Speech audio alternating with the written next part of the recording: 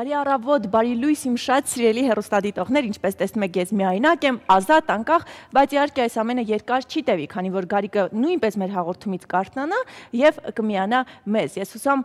նրան արդեն նշմարում եմ հեռվից, նա այսպես մոտենում է կամաց-կամաց, երևի դեռ քնհատ է, բայց ոչինչ, մենք կսպասենք նրան, իսկ մինչ այդ ես կզրուցեմ ձեզ հետ միայնակ, քանի որ այսպես ավելի հետաքրքիր է տաղավարում լինել ազատ, անկախ եւ վարել միայնակ։ Իսկ ամենակարևոր լուրը, որ ես ձեզ այսօր կհայտնեմ, նա է, թե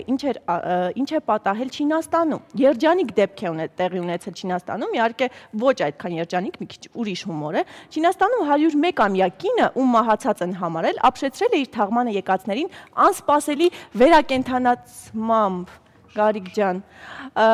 հետաքրքիր է իսկապես ինչպես է վերակենդանացել այդ կինը, Գարիկ։ Հասկացար դու թե դեռ չես կարող խոսել։ Ինչի համար։ Խոսիր։ Չէ, լսում եմ ուշադիր։ Չինաստանում մի կին վերակենդանացել է հենց թաղման օրը։ Զարամյալ չինուհին կենդանացել է եւ խոսել է հենց այն պահին, երբ նրա անշունչ մարմինը պետք է տեղափոխեին դագաղի մեջ։ Դեպքից 10 օր առաջ հարազատները չեն կարողացել լսել կնոջ զարկերակը եւ որոշել են, որ նա մահացել է։ Եվ կինն ասել է, ես շատ հաջողակ մարդ եմ, բացի այն, որ ես իմ աչքով եմ տեսել, թե որքան մարդ է եկել ինձ հրաժեշտ տալու, ես նաև հասցրել եմ ուշքի գալ, մինչև ինձ դիակիզարան տանելը, ասել է երջանիկ եւ զառամյալ չինուհին։ Դու ուրախ կլինեիր, որ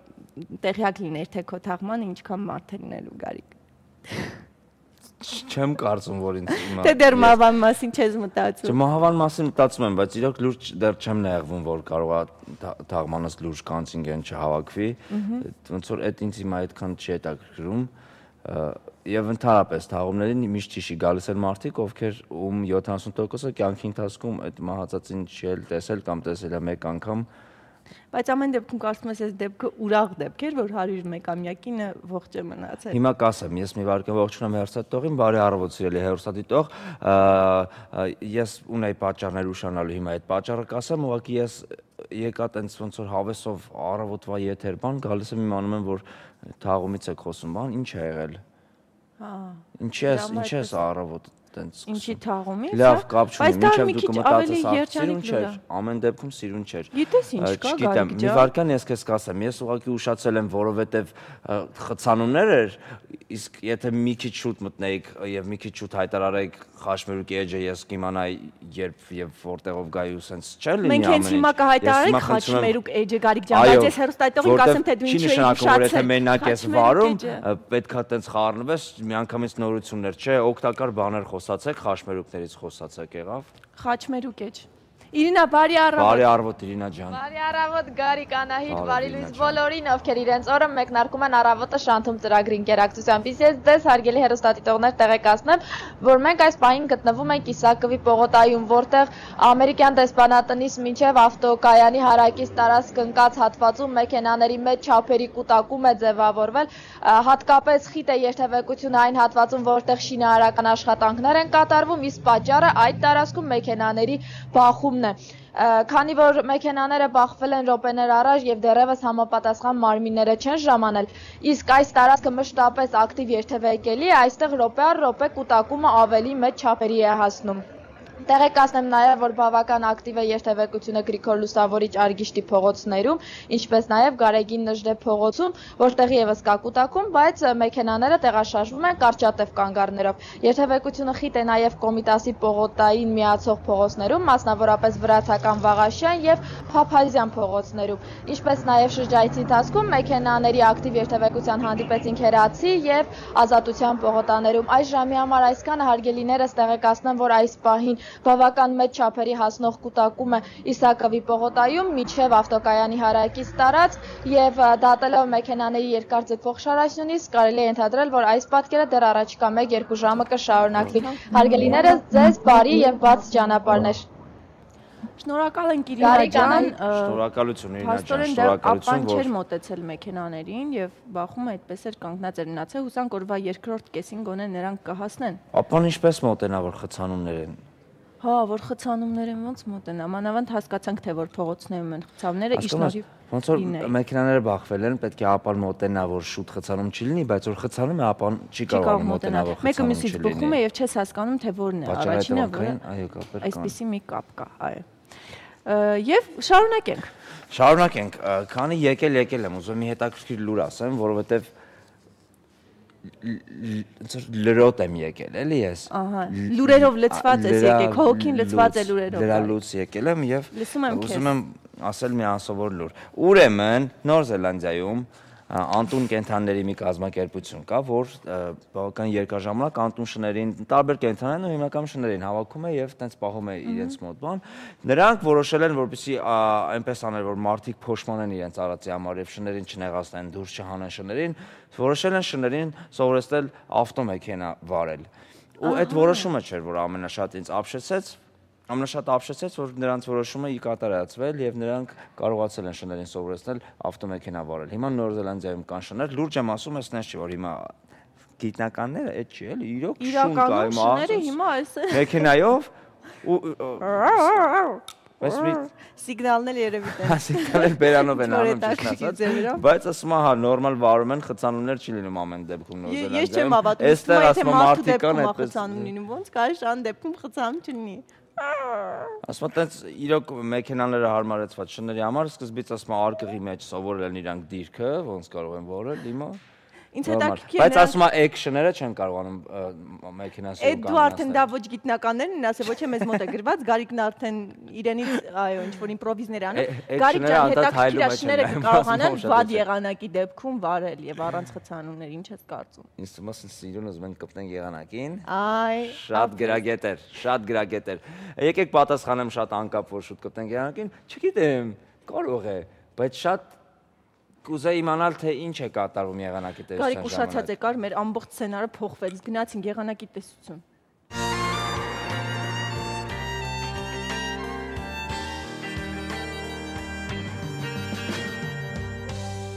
Բարև ձեզ։ Առաջիկա օրվա եղանակային պայմանների կանխատեսմամբ ձեզ հետ աշխատում է Զարա Վարդանյանը։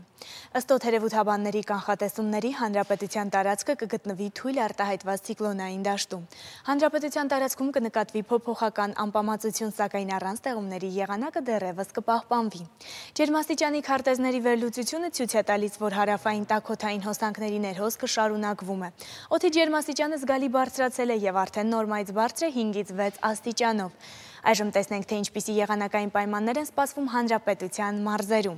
Տավուշի մարզում տեղումներ չեն սպասվում։ Իջևանում գիշերը կգրանցվի +6, ցերեկը կլինի +16, Դիլիջանում գիշերը սպասվում է 0, ցերեկը +12 աստիճան տաքություն։ Սպասվում է քամուշ գնացում մինչև 20 մետր վարկյանում։ Լոռու մարզում Վանաձոր քաղաքում գիշերը կգրանցվի +1, ցերեկը կլինի +8 աստիճան տաքություն, Տաշիրում գիշերը սպասվում է -1, ցերեկը +9 աստիճան տաքություն։ Շիրակի մարզում սպասվում է անպամացության ավելացում, Գյումրիում գիշերը սպասվում է -8, ցերեկը կլինի -2, Աշոտսկում գիշերը սպասվում է -10, ցերեկը -3 աստիճան ցուրտ։ Արագածոտնի մարզի Աշտարակ քաղաքում գիշերը սպասվում է +1, ցերեկը կգրանցվի +7, Ապարանում գիշերը կլինի -7, ցերեկը +1 աստիճան տաքություն։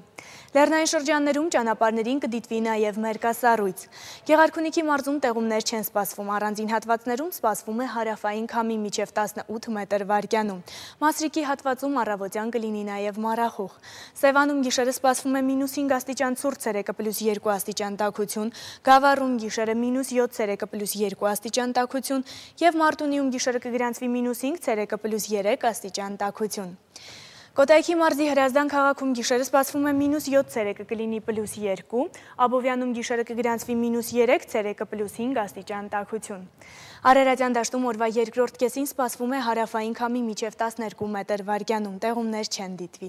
Արմավիրի մարզում օդի ջերմաստիճանը գիշերը սպասվում է 0-ից +1, ցերեկը կլինի +9-ից +10 աստիճան տաքություն։ Արարատի մարզում գիշերը սպասվում է 0-ից +1, ցերեկը +9-ից +10 աստիճան տաք։ Վայոց-Ձորի մարզի Եղեգնաձոր քաղաքում գիշերը սպասվում է +1, ցերեկը կլինի +9, Ջերմուկում գիշերը սպասվում է +5, ցերեկը +3 աստիճան տաքություն։ Սյունիքի մարզում օդի ջերմաստիճանը շարունակվում է բարձրանալ հովտային գոտիներում, հասնելով էքստրեմալ արժեքների։ Մեղրիում գիշերը սպասվում է +5 ցերեկը կլինի +13 աստիճան տաքություն, Կապանում գիշերը սպասվում է +5 ցերեկը կլինի +18 աստիճան տաքություն, Սիսիանում գիշերը սպասվում է -2 աստիճան ցուրտ, ցերեկը +8 աստիճան տաքություն եւ Գորիսում գիշերը կգրանցվի +1 ցերեկը +14 աստիճան տաքություն։ Ստեփանակերտում գիշերը սպասվում է +5 ցերեկը կգրանցվի +16 աստիճան տաքություն։ Անդրադառնանք մայրաքաղաքին։ Երևանում ամենատաք փետրվարի 6-ը դիտվել է 1956 թվականին, երբ օդը տաքացել էր մինչև +17 աստիճանի, իսկ ամենացուրտը 1950 թվականն էր, երբ օդի ջերմաստիճանը նվազել էր մինչև 22 աստիճան ցրտի։ Հիմա տեսնենք, թե ինչպիսի եղանակ է սպասվում առաջիկա 3 օրերին։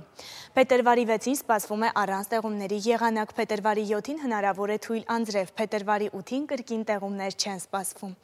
Օդի ջերմաստիճանը փետրվարի 6-ին գիշերը սպասվում է +1 ցերեկը կլինի +10, փետրվարի 7-ին գիշերը կգրանցվի +1 ցերեկը +8 եւ փետրվարի 8-ին գիշերը սպասվում է 0 ցերեկը +10 աստիճան տաքություն։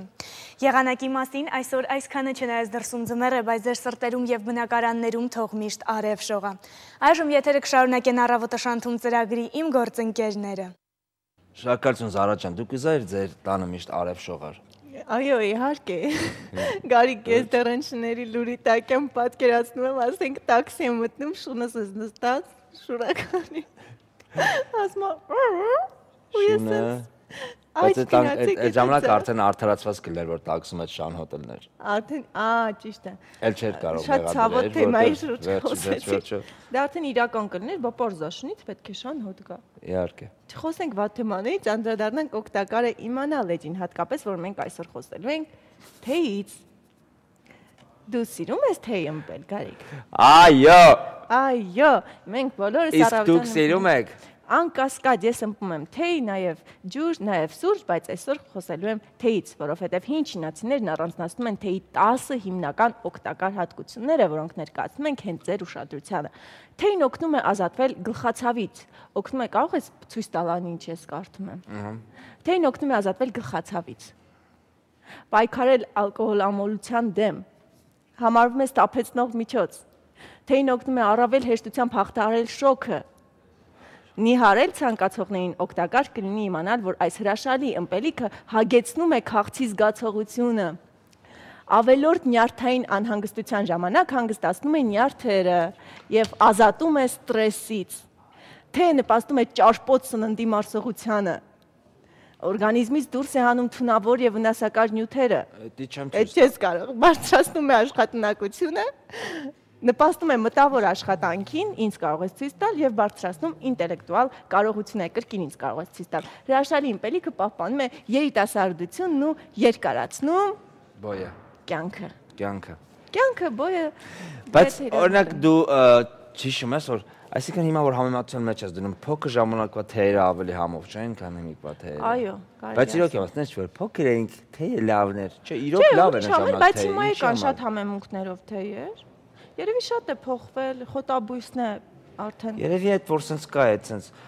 միանգամյա օգտագործած։ Դա չի տալիս են արամատ, այսինքն եթե ուզում ես իրական թեյ խմել, պետք է հենց դու եփես, գնես, այդ գույնը տա, իրական համը տա։ Որ sense լուծնում է։ Այն որ այսպիսի թեյնիկներ կային, որ այսպես հենց խոտի հատիկները ներսում էր, այո։ Հիմա կան հատուկ բաժակներ, այն որ տատիկենց տունը կար, որ այդ տակի ցանցով էր, մերը այդպես ցանցով չէր, խոտը ընկնում էր մեջից։ Ձերը ցանցով չէ, քորացա ես, ոչինչ, Գարիկ ջան։ Օրը կգա բարին հետը ես ցանցով թեյնիկ կնվիրեմ քեզ։ Անցավ մանկությունս էլ իմաստ չունի։ Ոչինչ, դու դեռ մանուկ ես։ Դրա համար ես ցանցով թեյնիկները իմ ասոցացնում եմ տատիկիս տան հետ։ Ես ներսից եմ զգում, որ մանուկ ես, իսկ ուզում եմ անդրադառնալ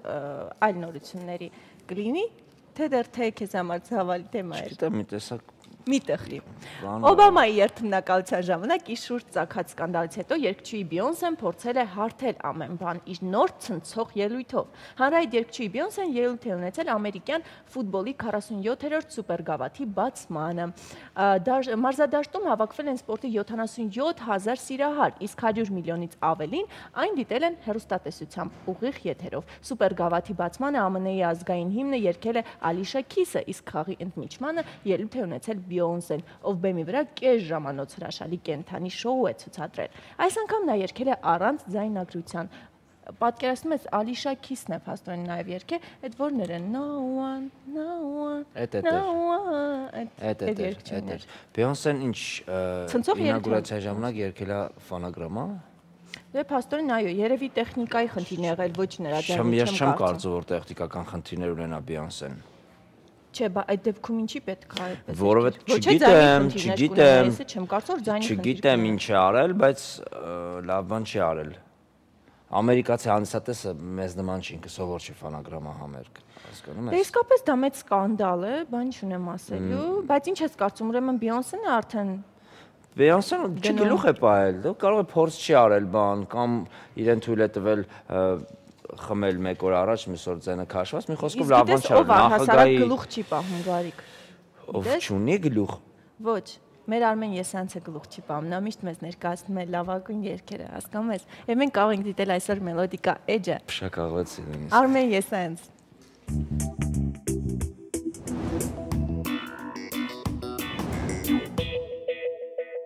Բարի առավոտ, այսօր կխոսենք մի յուրօրինակ ռոք երաժշտի մասին։ Նա չափազանց տաղանդավոր երգիչ ու երգահան է, պրոդյուսեր, գործիքավորող, դերասան, դիզայներ, նրա երգերի մեջ միավորում են սոուլը, R&B-ն, ֆանքը, ռեգին, հարդ ռոքը, ֆոլքն ու բալադային թեմաները։ Նա բազմակողմանի երաժիշտ է եւ ձայնագրման ստուդիայում կարող է միայնակ փոխարինել բոլոր երաժիշտներին։ Խոսքը բազմաթիվ Grammy-ների արժանացած Lenny Kravitz-ի մասին է։ Այսօր կանդրադառնանք երգչի Fly Away կոմպոզիցիային, որը նրա 4-րդ սինգլն էր 1998 թվականի 5 անունը կրող ալբոմից։ Այս երգը նրա ամենամեծ հաջողություն գրանցած հիթն է մինչ օրս։ Երգը կոմերցիոն վերելք ունեցավ թե ԱՄՆ-ում եւ թե Մեծ Բրիտանիայում։ Այն առաջին հորիզոնականում էր Մշուշոտ Ալբիոնում, իսկ նահանգներում հասավ 12-րդ հորիզոնականին Billboard Hot 100-ում։ Երգը նպաստեց ալբոմի մի քանի միլիոն վաճառքին ողջ աշխարհում եւ բերեց Լենիին Grammy 1999 թվականին լավագույն տղամարդկային ռոք կատարում անվանակարգում։ Ի դեպ, դրան հաջորդած 3 տարիներին եւս այդ անվանակարգում նա է հաղթող ճանաչվել։ 1998 թվականից ի վեր երգը Կրավիցի համերգների անբաժանելի մասն է կազմում, քանի որ հատկապես կենթանի կատարումների ժամանակ կիթառային հզոր ակորդներ էլ ավելի ազդեցիկ են, իսկ երկրպագուները ձայնակցում են, անգիր իմանալով ստեղծագործության ամեն բառ։ Ի դեպ, երգի բառերի մասին, այն թռչելու մասին է, fly away, թռչել, հեռանալ։ Երգիչը երազում է թռչել դեպի տիեզերք, հեռանալ այս աշխարհից, փախչել, տեսնել աստղերն ու Մարսը, միանալ արևին, ճախրել հոգու պես թեթև։ Այսպիսով, լսենք գրեթե բոլորիս երազանքի մասին պատմող երգը Lenny Kravitz-ի կատարմամբ։ Fly away։ Շնորհակալություն Արմեն Եսյանց։ Տեսար Գարիկ, թե ինչքան մարդ կար եւ ինչքան միահամուր էին նրանք, ես հուսամ մեր ընտրություններին էլ այսքան թվով քանակի մարդ իրոք միասին կընտրի ինչ-որ մեկին։ Հա, Գարիկ։ Ինչ պատահեց, քեզ վախեցար։ Ես ինչ ասացի, հա, չէ, լավ բան եմ ասում։ Ես իմ եմ, երբ մարդիկ միահամուր են, մարդիկ, այո, մի գաղափարի շուրջ համակարգի մի գաղափարի շուրջ այդքան հավաքված, այո, միասին գնում են։ Վատ բան չկար, մի վախեցի Գարիկ ջան։ Չգիտեմ, ինձ թվում է սա սկանդալ էր։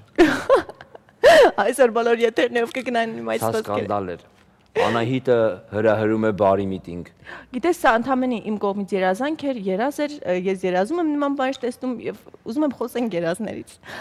Ամերիկացի լրագրող Սեմսոնը 1883 թվականին երազում հրաբխի ժայթքում է տեսնում։ Երազում հազարավոր մարդիկ դեպի ծովն էին փախչում, սակայն երացող լավան հասնում էր նրանց ետևից։ Մղձավանջը տեսել էր այն ժամանակ, երբ մինչև ուշ գիշեր մնացել էր թերթի խմբագրությունում եւ քունը տարել էր։ Ցնցված Սեմսոնն իր երազը գրում է թղթի կտորի վրա եւ տուն գնում։ Առավոտյան նա թերթի առաջին էջում հայտնաբերում է իր երազը, որը գործընկերները հեռագրային հաղորդագրության տեղ էին ընդունել։ Առավոտյան բոլոր թերթերը վերատպել էին սենսացիան, սակայն 2 օր անց տեղեկությունը չէր հաստատվել եւ լրագրողը հեռացվել էր աշխատանքից։ Պատկերացնում ես ինչ դեպք է տեղի ունեցել։ Իսկ երրորդ օրը տեղեկություն է ստացվում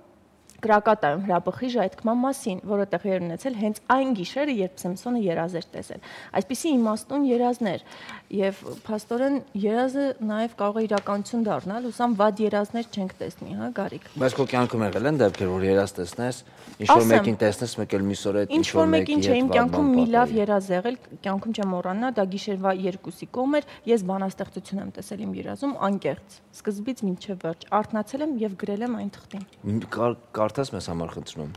Ես երևի խենթ եմ հիմա, որ սիրում եմ այն ինչ չկա, որ ապրում եմ մի աշխարհում, որտեղ աշխարհն է բնակվում, ես երևի խենթ եմ հիմա, որ տեսնում եմ այն ինչ չկա, որ ամեն օր իմ աշխարհում ես էլ ժպտում եմ, երազում, ես երևի խենթ եմ հիմա, որ տեսնում եմ այն ինչ չկա, որ շնչում եմ շունչը թոքու, համբուրում, հայացքդ պարզ, երևի խենթ եմ ես հիմա, երևի խենթ եմ ես հիմա, ախ ինձ ներիր, որ խենթ եմ ես, գիշխեղ կատակ, մի աղջնակ, մի ծաղրածու, որ ողջ հոգով սիրում է քեզ, սիրում էր քեզ ու կսիրի, ախ ինձ ներիր, որ խենթ եմ ես, չէ, ես խենթ չեմ, աշխարհն է խենթ, որ չգիտի սիրել ինձպես, որ չգիտի սիրել ինձպես, սիրել իրոք ու իսկապես, որ չի տեսնում այն ինչ չկա եւ ոչ էլ կար։ Ես այսպես անverջ կշարունակեմ, դու կարող ես դադարեցնել եւ տեսանյութ ցույց տալ։ Բրավո, իսկ ով էր գրել այս բանաստեղծությունը։ Ես։ Չէ, երազում Երազում տեսել եմ, որ ես եմ գրել։ Հարթնացել եմ գրել եմ։ Դու հենց զգացիր, որ ասեցի բրավո, նոր ավելացեցիր ես եմ գրել։ Ով էր գրել այս բանաստեղծությունը երազում, նրան ես եմ գրել, բայց երազում եմ գրել։ Հետո էլ արդեն արթնացա, թղթին հանձնեցի, հայրս էլ ջղայնացել էր, թե ինչ եմ անում ես գիշերը։ Այո, թե ինչ եմ անում գիշերը, այդպես արթնացել եմ, լույսը վառել եմ։ Ես այսի հայրիկ բանաստեղծություն եմ գրում։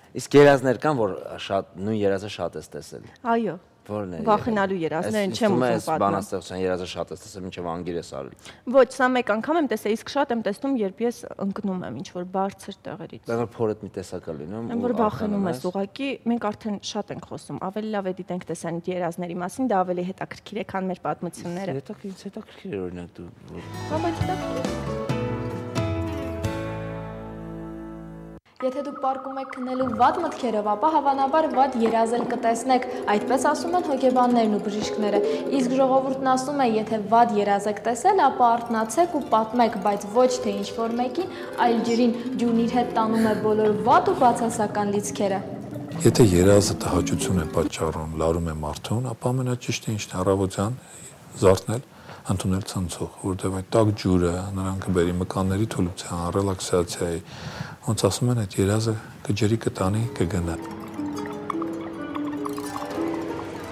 Աշխարհում ապրող յուրաքանչյուր մարդ միջին հաշվարկով օրվա 1/3-ն անցկացնում է քնած։ Մարդիկ իրենց մասին երազներ սկսում են տեսնել 3 տարեկանից։ Ի դեպ, 3-ից 8 տարեկան երեխաների երազները ավելի շատ մղձավանջային են։ Դա ոչ թե երազն է որոշում նյարդային համակարգի աշխատանքը, հակառակը նյարդային համակարգն է որոշելու, թե ինչ երազ պետք է մենք տեսնենք։ Գիտեք, Ֆրոյդը ասել է, որ երազը անգիտակցական տանող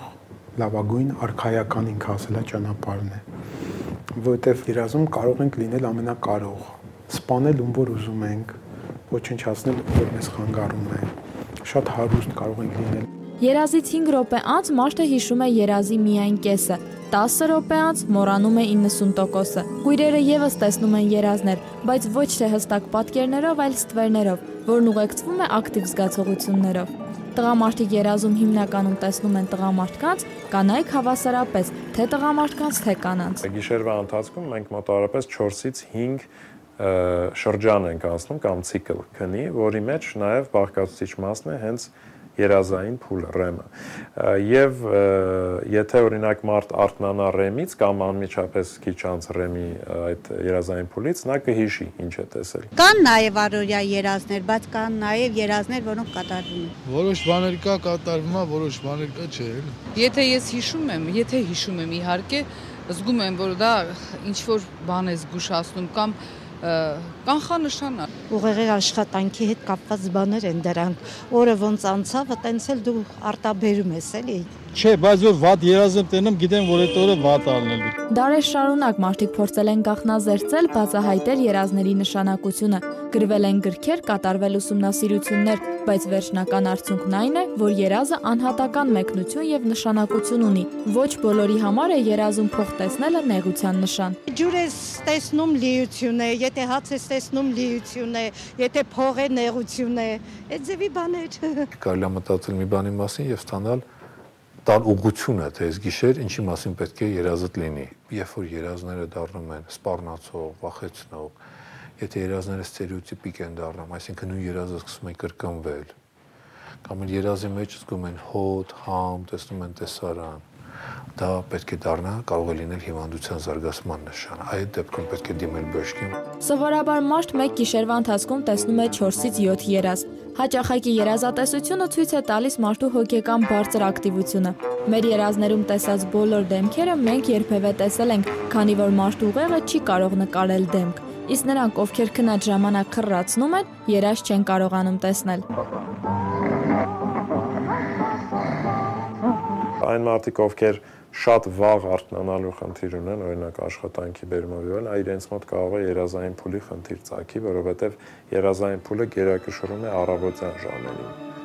1915-ից 1950 թվականների հետազոտությունները պարզել էին, որ մարդկանց մեծ մասը տեսնում է սև-սպիտակ երազներ։ Այսօր պատկերը փոխվել է, գերակշռում են գունավոր երազները։ Գիտնականները դա կապում են հեռուստատեսության սև-սպիտակից գունավորին անցնելու հետ։ Մեր ամբողջ օրվա ստացած ինֆորմացիան, ինչ որ մի առարկայի մասին կամ ինչ-որ մի իրադարձության մասին, ուղեղը շարունակում է անգամ քնած ժամանակ վերամշակել։ Եվ դա մենք տեսնում ենք այդպես պատկերավոր։ Դա էլ դառնում է մեր երազ։ Երազները մշտապես գտնվել են թագավորների եւ զինվորականների ուշադրության կենտրոնում։ Հին Հռոմում կայսեր երազները նույնիսկ քննարկում էին սենատում, դրանք համարելով Աստծո կողմից ուղարկված հաղորդագրություններ։ Մենդելեևը 2 օր գիշեր ցերեկ տանջվեց, բայց չկարողացավ կազմել քիմիական տարերի աղյուսակը։ Երրորդ օրը երազում տեսավ այն։ Եթե դուք ձեր կյանքը հեղաշրջող երազ դեռ չեք տեսել, ապա ուղղակի իմացեք, որ Մենդելեևն այդ երազը տեսել է 35 տարեկանում, եւ այն եղել է իր կյանքի միակ պայծառատեսական երազը։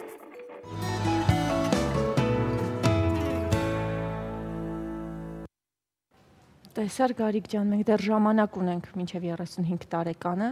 պես որ գուցե տեսնենք մեր ճակատագրական երազը։ Մինչև Մենդելեևը ես տեսնեի այդ երազը, այսօրվա դրությամբ ես հաստատ Գարիկը չէի լինեի։ Մենդե Գարիկը կլիներ։ Մենդե Գարիկը, թրաշով Գարիկը։ Եվ քո աղյուսակը ցույց կտար, բայց իսկապես շատ հետաքրքիր տեսանյութ է, շնորհակալություն եմ այտնում մեր գործընկերներին, որովհետև բոլորին միշտ հետաքրքրում է, էլի, ի վերջո, երբեմն լինում է, որ այնքան բնական է երազը, որ չես հավատում, որ երազ էր։ Ինձ մոտ եղել է, արթնացել եմ, մտածել եմ, ինչի արթնացա, շատ լավն էր։ Ինչի արթնացա, էլի քնեմ։ Բայց գիտես, եթե օրվա մեջ ինչը որ շատ ես տեսնում եւ ազդվում ես, տեսնում ես երազում, ապա ինձ թվում է մարդիկ պետք է իրենց երազներում շատ շուտվանից տեսնեն մենակ գովազդ։ Այո, իսկապես գովազդը շատ լավ բան է եւ գովազդ կարող եք տեսնել անգամ ձեր երազներում։ Իսկ մենք գովազդ կդիտենք հենց այս պահին։ Այո։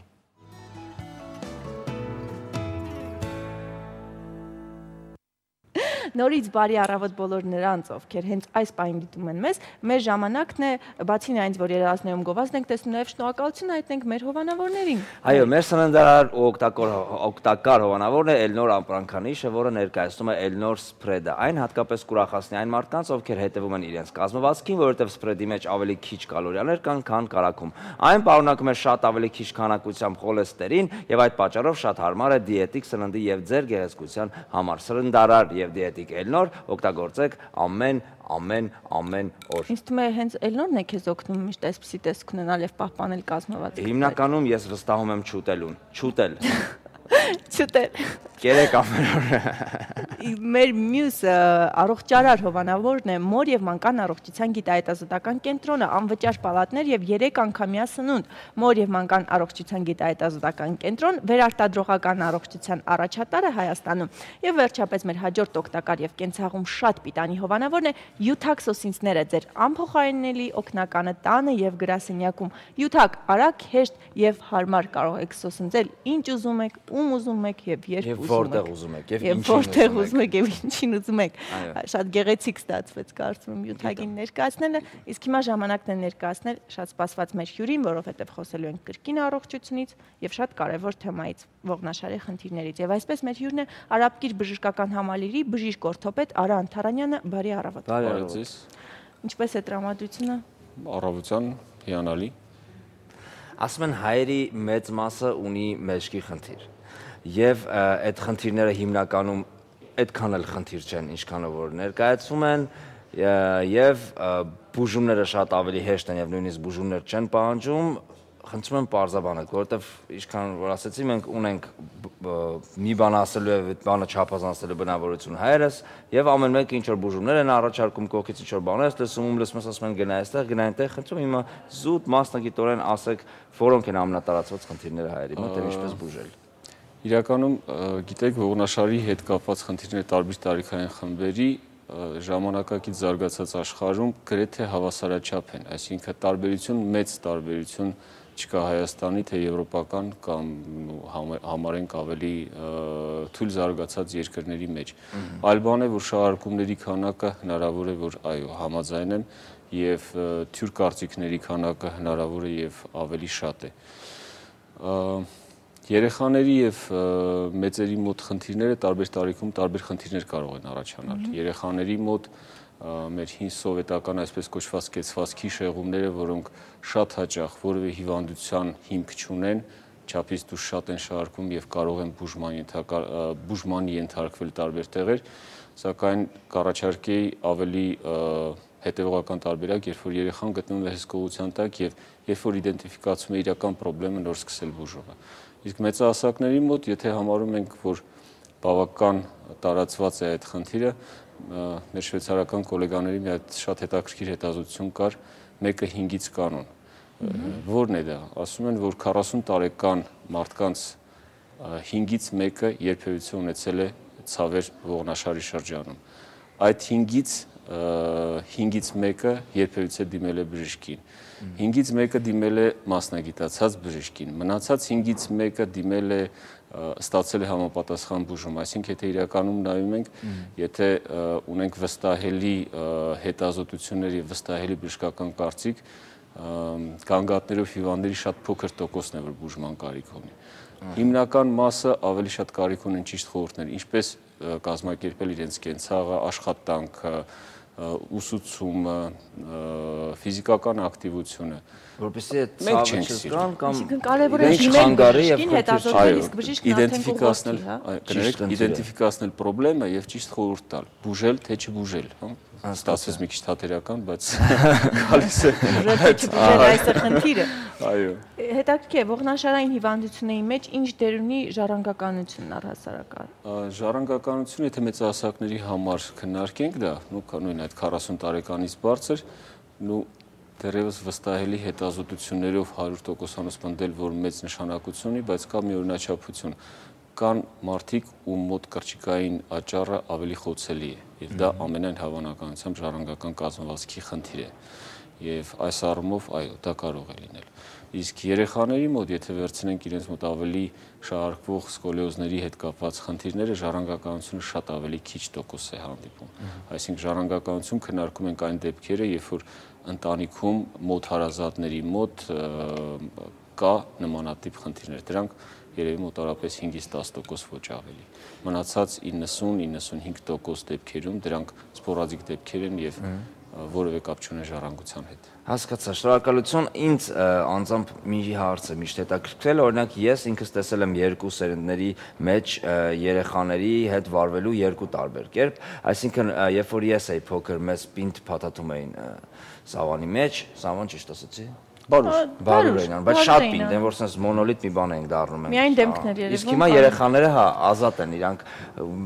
մեր սերունդը ավելի շատ խնդիրներ ունի մեջքի հետ, թե եկող սերունդը։ Ուրեմն բաուրելը մեջքի խնդիրների հետ որևէ կապ չունի, բայց բաուրելը շատ ծայրահեղ հակացուցված է կոնքազդրային հոդի հետ կապված, ուրեմն sense համարենք, այսպես համարենք, որ կոնքազդրային հոդի երեխայի զարգացող կոնքազդրային հոդի համար 1 թշնամին բաուրելն է, չի կարելի բաուրել։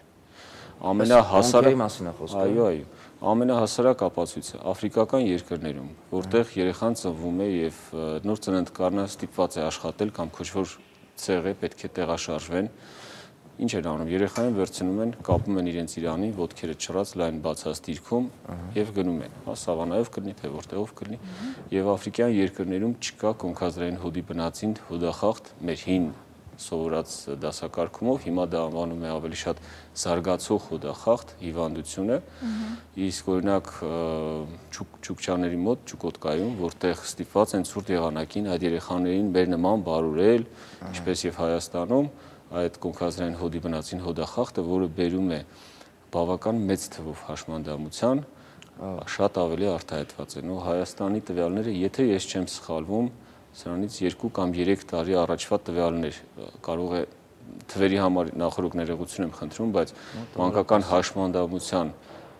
նոր դեպքերը, որոնք գրանցվում են Հայաստանում, ամեն տարի 20 նոր հաշմանդամ երեխա է գրանցվում կոնքազդրային հոդի բնածին հոդախախտի հետ կապված։ Թվերը կարող է 1-2-ով տարբերվեն, այնինչ մոտավորապես հիշում եմ։ Դա սարսափելի մեծ թիվ է Շատ լավ է, որ հիմա արդեն մենք հետ ենք կանգնել դրանից եւ երեխաները ազատ են։ Ինձ մոտ մեկ այլ հարց է առաջացել, հիմա համակարգիչների դար է եւ շատ երեխաներ 2-3 ժամ օրական նստում են համակարգչի մոտ,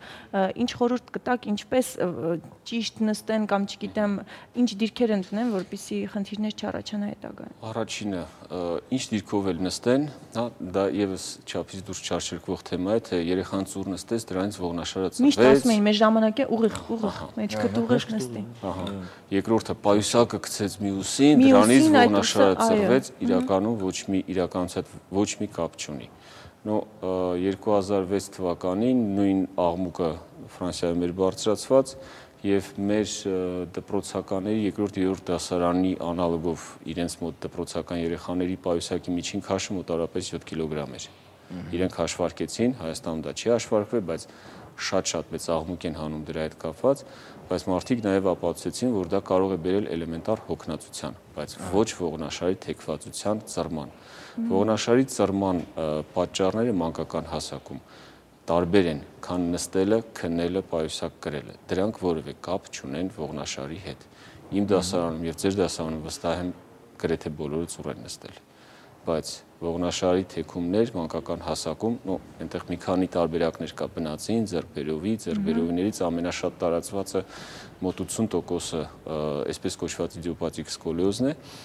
որի իրական պատճառը դեռևս հայտնաբերված չի, մեխանիզմը կա։ Մեխանիզմը հետևյալն է, որ ողի աճման զոնաները, որոնք բաշխված են եւ առաջային եւ հետին մակերեսներով, առաջային եւ հետին մակերեսների մեջ դիսբալանս է առաջանում աճման։ Եվ դա չի առաջանում ոչ նստելու ձևից, ոչ պայուսակ կրելուց, ոչ քնելուց։ Եթե քնելուց ու քնելուց կամ փափուկ անկողնու մեջ պետք է քնեն, ես միշտ փորձում եմ անալոգիա տանել, ասենք լատինաամերիկյան կամ այդ գամակներում քնող ցեղերի մեջ, այնտեղ բոլորը սկոլիոզով են, չէ՞։ Հա։ Աֆրիկայի 4 հատակին քնող երեխաների մեջ սկոլիոզ չի հայտնաբերվում, այդ ամեն ինչ մեծ գենային է մոտավորապես 5-ից 10% է, հա։ Հիմա քննարկում են հորմոնալ ինչ-որ տեսություններ եւ այլն, բայց դեռևս հաստատված չկա։ Այսինքն դա ֆիզիկական արտաքին ուժեղացնություն չի։ Ինչից է դա։ Դեռևս ոչ, որովհետեւ դեռևս գիտությունը փորձում է ապացուցել ինչն է մեխանիզմը դրդող պատճառը։ Այդ դեպքում ինձ թվում է նաև չի օգնի երեխաներին, երբ որ ծնողները sense մի հատ փեդ են տալիս, sense պետքա դնես ըստ էի տակ ու կանգնես 15 րոպե։ Ունենք շատ հետաքրքիր ձեռնարկ մեր շվեյցարացի գոլեգաներից մեկի հեղինակած շատ հարգված պրոֆեսորի եւ մեր եվրոպացի գոլեգաների օրինակը բերեմ, դասագրքերը, որոնք նախատեսված են եւ բժշկական համալսարանների եւ հետդիպլոմային պատրաստության համար, այնտեղ բավական շատ կան նկարներ, որոնք ձեռքով նկարած են եւ շատ դիդակտիկ են, շատ հետաքրքիր է իրենց ամենաառաջին ֆրազաներից մեկը ասում է. երբեք թույլ մի տվեք ծնողներին անընդհատ կներեք փնփնթալ երեխաների վրա, ուղիղ նստիր, ուղիղ պահիր։ Պատանու մոտ դա բերում է հակառակ ռեակցիայի, պատանին դառնում է կծկված, վախեցած, հոգեբանորեն ընկճված մարդ։ Մոռացեք այդ բառերը, ուղիղ նստելու համար մեզ պետք են մկաններ։ Մկաններ ձեռք բերելու համար համակարգչի առաջ կամ հեռուստացույցի առաջ մկաններ ձեռք բերել հնարավոր չի։ Եթե համեմատում ենք մեր ավելի զարգացած երկրների երեխաներին եւ մեր Հայաստանի երեխաներին, հիմա փառքաստու սկսել են ավելի շատ սպորտի ուղղության գնալ։ Սպորտով պետք է զբաղվի երեխան, պետք է ֆիզիկապես ակտիվ լինի, պետք է երջանիկ լինի, որ կարողանա գլուխը բարձր հպարտ քայլի։ Եթե մկան չկա, լավ, ենթադրենք ես 5 րոպե այսպես ձիգ նստեցի, ուշ թե շուտ հոգնելու եմ, ընկնեմ այսպես։ Նույնը երեխան է լինում, չէ՞։ Երեխային որպես ինքը իրանը պահի, պետք է փորի պրեսի մկաններ եւ մեջքի մկաններ, որ ինքը կարողանա պահի։ Եվ ամենակարևոր հոգեբանորեն ընկճված չլինի, այսինքն անընդհատ աչքերով ման չգա մաման որտեղ է հեսա վրես կխոսա, հիմա հեսա մի հատ ձգվեմ, որ լարվածությունը շատ ավելի վատ հետևանքի կարող է բերել։ Եվ տունը ցուրտ չլինի, որ երեխան սա չկծկվի։ Ճիշտ ես ասում Գարիկ ջան, մենք ունենք պատրաստած տեսանյութ ողնաշարի մասին, դիտենք այն, այնուհետև կշարունակենք։ Եկես չէ։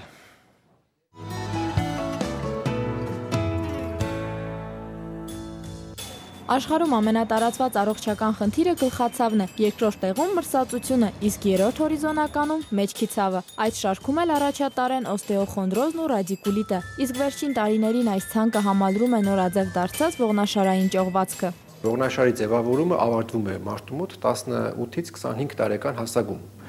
Եվ հատկապես մինչ ձևավորումը ավարտվել է, սխալ ծանրաբեռնվածության ենթարկվելն է հատկապես վտանգավոր ողնաշարի հիվանդությունների առաջացման համար։ Հետագայում իհարկե նշանակություն են նյութափոխանակային խանգարումները, վնասվածքները եւ իհարկե ժառանգական նախատրամադրվածությունը։ Ողնաշարային հիվանդությունները տարածված են ինչպես տարեցների, այնպես էլ երիտասարդների մոտ։ Տղամարդկանց մոտ այն գրեթե 2 անգամ ավելի հաճախ է հանդիպում, քան կանանց, որը կարելի է բացատրել կնոջ եւ տղամարդու անատոմիական եւ ֆիզիոլոգիական առանձնահատկություններով, սակայն մեր օրերում պատկերը մի փոքր փոխվել է։ Ողնաշարային խնդիրների առաջացման պատճառ կարող է լինել պայուսակը, ծանր բեռը, ավելորդ քաշը ողնաշարի վրա ավելորդ մեխանիկական ծանրաբեռնվածություն է, որը հատկապես վտանգավոր է, երբ կենտրոնացած է մեկ կողմի վրա։ Դրոցական սեղանի մոտ սխալ նստելը կամ պայուսակի սխալ կրելը կամ ավել քաշով պայուսակ կրելը իհարկե կառաջացնեն ողնաշարի խնդիրներ։ Ամենատարածվածը իհարկե դա ողնաշարի ծռումն է, որը լինում է մանկական տարիքում կոնկրետ սկոլիոզը։ Ցանկալի է գոնե համաչափ բաշխել օգտագործելով 2 ֆիքսման կետերով պայուսակներ։ Առաջի դասարանի աշակերտի համար պայուսակի զանգվածը պետք է լինի մոտարապես 1.5 կիլոգրամ։ Բարձրակրում։ Այն վնասում է նյարդային անոթները, ինչի պատճառով վատանում է արյան շրջանառությունը։ Այնուհետև սկսվում է ոտնաթաթի այտուցում եւ ոտքի տարբեր հատվածներում ուժեղ ցավեր։ Անվնաս օպտիմալ չափ համարվում է 2-ից ուրեմն 4 սանտիմետրը մի խմբի մասնագետների կարծիքով, 4-ից 6 սանտիմետրը մյուս մասնագետների խմբի, բայց մի հարցում նրանք միանման են մտածում, մաքսիմալ թույլատրելին 8 սանտիմետր։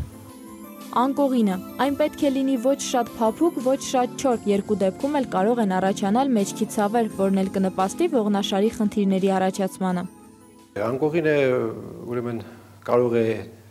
եւ նպաստել առաջացմանը եւ կարող է արդեն արկա հիվանդությանը խորացնել։ Անկողինը չպետք է լինի հեշտ կորացող։ Մասնագիտությունը։ Դուք աշխատում եք անդադար, լարված ռիթմով, իսկ համակարգիչը ձեր անբաժան ուղեկիցն է, ուրեմն մեծ է հավանականությունը, որ խնդիրներ կունենաք ողնաշարի պարանոցային, գոտկային կամ պոչուկային հատվածներում։ Երկարատև նստած դիրքը դա ողնաշարի դեգեներատիվ հիվանդությունների առաջացման եւ խորացման պատճառներից մեկն է եւ այն մասնագիտությունները, որոնք պահանջում են երկարատև նստած վիճակ, իհարկե ավելի շատ խոցելի են ողնաշարի հիվանդությունների առումով։ Քանի որ ողնաշարը հանդիսանում է մեր հիմնական հենաշարժական համակարգը, պետք է առօրյայում խուսափել սխալ դիրքերից ու ծանրաբեռնվածությունից, հատկապես մինչև 25 տարեկանը։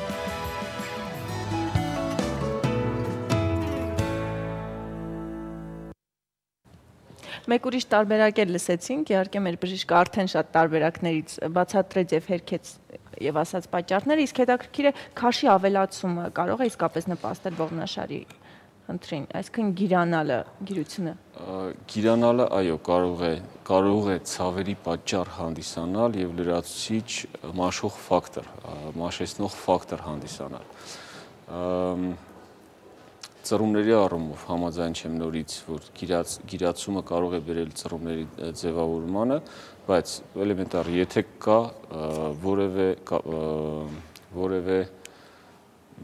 ողնաշարի որևէ մասը վերցնենք, հետին էլեմենտները, առաջային էլեմենտները վերցնենք, դիսկային ապարատը վերցնենք, մի բան է, երբ որ դրա վրա չափից ավելի մեծ ծանրաբեռնվածություն է ընկնում, մի բան է, երբ որ ընկնում է այնքան, ինչքան դու կարող ես տանել։ Հատկապես եթե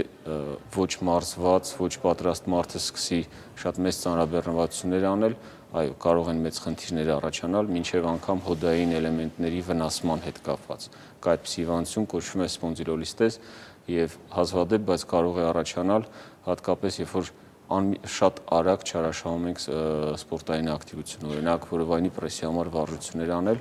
այդպիսի մի դեպք եմ հիշում, մեր ընկերներից մեկը Ամերիկայում վերապատրաստման ժամանակ հանդիպել էր հիվանդի, որը 100-ից ավելի որովայնի պրեսի վարժություններ միանգամից չնախապատրաստված, չմարզված վիճակում արել էր եւ բնածին որոշակի թերություն ունենալով հոդային էլեմենտների շրջանում առաջացել էր այդ սպոնդիլոլիստեզը։ Այդ առումով այո, բայց ծռումների առումով ոչ։ Եվ մի կարևոր բան էլ, որը բավական նորից չարչերկված է, տեսանյութում լսեցինք օստեոխոնդրոզ բառը, բոլորս ունենք համակարգիչ, Վիկիպեդիա, բոլորս կարող ենք օգտվել, անգլիատար տպում ենք օստեոխոնդրոզ եւ գալիս է պատասխան։ Պատանեկան աճող հասակին բնորոշ հիվանդություն, որը ախտահարում է հոդերը, ոչ միայն ողնաշարի, ավելի շուտ կասեի, ավելի քիչ ողնաշարի, մեր սովետական գրականության մեջ դա ավելի տարածված է օստեոխոնդրոպաթիա անվան տակ եւ պետք չի օստեոխոնդրոզը աճ ու ձախ չարչերկել։ Չկա այդպիսի հիվանդություն ողնաշարի մեջ։ Եթե ողնաշարի շրջանում ունեք ցավեր, պետք է իդենտիֆիկացնել պատճառը, առաջային էլեմենտներն են, միջին էլեմենտները, հետին էլեմենտները, նյարդային համակարգը, թե էլեմենտար ծանրաբեռնվածությունը։ Այսինքն աղերի կուտակում հասկացողությունը դա հիմնականում ինչն է վերաբերում, կա որ մարդիկ զգում են այս մասերը ցավեր, բան, եւ ասում են դա աղերի կուտակում է։ Այ այն մասերը, որ դուք ցույց տվեցիք, շատ բնորոշ է այդ համակարգչի առաջ երկարատև նստող ոչ ֆիզիկական ակտիվ մարդկանց մոտ։ Ընդհանրապես ցավում են մկանները, որովհետեւ իրենք անդադ կռացած, լարված աշխատում են, հա, եւ այդ մարդիկ միշտ ասում են, գիտեք, երբ որ նստած երկար աշխատում եմ, հետո ցանկություն կա ձգվելու, ինչ որ շարժումներ անելու, մի շարժում եմ անում, որը հանգստացնում է։ Դա մկանային խնդիր է, մկանների հոգնածության հետ կապված ամենայն հավանականության ցավերը։ Իսկ աղերի կուտակում բարեբախտաբար ոչ մի աղ չի կուտակվում։ Կա հոդային աճառի մաշվածության խնդիր, մեր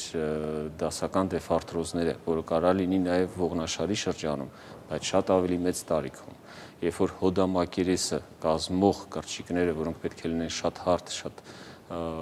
փոխադարձ համապատասխան, իրենք սկսում են վնասվել, առաջանում է անհարթություն եւ ամեն շարժումը ցավ է պատճառում։ Օրինակ մեր տատիկների մոտ հիմնականում ծնկները, երբ որ ասում են, վայ չեմ կարողանում նստած տեղից վեր կենալ, ծնկներս ցավում են եւ այլն, այդ sense պայմանական ասենք աղերի կուտակում հասկացողություն իրականում աղ չի կուտակում, բացապես կրճիկն է մաշվում, ձևափոխվում եւ դառնում ավելի անհարթ, որը բերում է ցավերի։ Քիչ օգտագործել ծնկների ինստրումենտ։ Չէ, նույն ծնկները էլի կասեք սպորտային բժիշկ չեմ ես, բայց յուրաքանչյուր հոդ աշխատելու համար իրեն հարակից մկանները պետք է ունենա։ Եթե չկան մկանները եւ ամբողջ ծանրաբեռնվածությունը գրում է ոսկրային հոդային համակարգի վրա, իրենք ավելի խոցելի են դառնում։ Նույն քաշի ավելացումը, որ ասեցիք, երբ որ մարդը գեր է եւ ունի բավական լավ արտահայտված որովայն, հա, այդ որովայնը ամբողջ ուժով իրեն քաշում է դեպի առաջ, այսինքն մեր քայլվածքը, եթե պայմանական այդպիսի շատ հետաքրքիր բնորոշում են տվել, քայլվածքը դա անընդհատ կանխարգելվող անկումն է, որովհետև մեր ամեն քայլված քայլը դա նման է վայր ընկնելուն, հա, եւ ամեն այդ քայլելու հետ այդ որովայնը քաշում է քեզ առաջ, իսկ մեջքդ փորձում է քեզ հետ տանել, պահելու ուղղայած դիրքը, եւ դա կաբերի հոգնածության, ցավերի, մաշվածության, հա, եւ այդ առումով կարեւոր է։ Լավ, ի վերջո, եթե ամփոփենք ամբողջը, ինչ պետք է անել։ Ես ոնց ասկացա սպորտով զբաղվել, առողջ սնունդ օգտագործել, դիետաներ եւ այլն։ Բոլոր դպրոցի տնօրենները ուշադրություն դարձնեն ֆիզկուլտի դասերին, որովհետեւ ինչպես հասկացա, երեխաները փոքր ժամանակից լինեն մարզված, լինեն կոփված, շատ ավելի քիչ խնդիրներ կունենան, քան ես ու դու Անահիտ ջան, մենք արդեն Հետո ես մի հարց ունեի, մեզ շատ դեպքում ասում են բարձը լավ բան չէ, այսինքն առանց բարձի քնեք, ուղիղ, հա, այդ դեպքում էլի ողնաշարը ոչ մի բադի բմբուլով բարձը։ Չէ, հակառակը, ասում են ուղիղ վայրում քնել ավելի օգտակար է, դա ճիշտ է։ Բարձը պետք է լինի կամֆորտ։ Սովորաբար միջին ստանդարտ, որ առաջարկում են, բարձը պետք է լրացնի գլխի եւ ուսի մեջ ընկած տարածությունը։ Իհարկե, երբ որ ինքը չափից դուրս բարձր է, այդտեղ մի փոքր այլ խնդիրներ կարող են առաջանալ։ Դա ողնաշարի վրա նորից չի անդրադառնում։ Չի կարող անդրադառնալ ծռման կամ ինչ-որ հիվանդություն ձեռք բերելու համար, բայց քնելու կոմֆորտի համար, այո, հոգնածություն, հետո կա նայվածություն, մկանների լարվածություն եւ պատկերացրեք կներեք շնչառության համար մեր շնչառության համար ամենալավ դիրքը գլուխը հետ անկած վիճակում է։ Իսկ երբ որ բարձը շատ մեծ է եւ քո գլուխը գտնվում է այս վիճակում եւ դու քնած ես, արդեն շնչառության որոշակի խնդիրներ կարող են լինել, իհարկե կատաստրոֆիկ չեն կարող լինել, բայց ցանկալի լինել ունենալ բարձ, որը կոմֆորտ է քեզ պարգևում եւ դու առավոտյան վեր ես կենում հանգստացած, թարմացած եւ ոչ թե ծեծված, ջարդված, հոգնած։ Շատ լավ, մենք շատ խոսեցինք դրդապատճառներից, թե ինչից կարող է առաջանալ ինչ-որ մի բան կամ ինչից չի առաջանում, բայց եկեք խոսենք, որ արդեն առաջացել է, արդեն խնդիրը կա, մարդիկ ունեն օրինակ ճողվածքներ, տարբեր տեսակի, ինչպես բուժել, ինչպես փոխել կենսակերպը, ինչ տեսակի ճողվածքներն են, որ կարող են վերանալ եւ ինչ տեսակի, որ չեն վերանում, ուղղակի պետք է հարմարվել։ Առաջինը